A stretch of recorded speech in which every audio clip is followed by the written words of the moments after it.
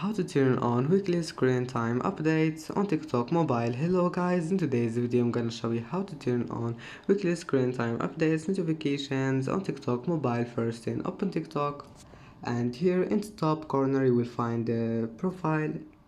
In the bottom corner you will find it, and then click the storylines in the top and click settings and privacy.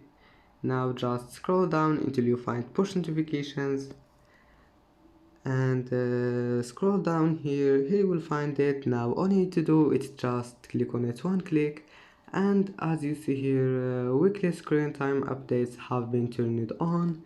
Now go back, and that's it. That's how to turn it on. And that's it for today's video. If you like this video, don't forget like and subscribe, and thank you for watching this video until the end, and see you in the next video.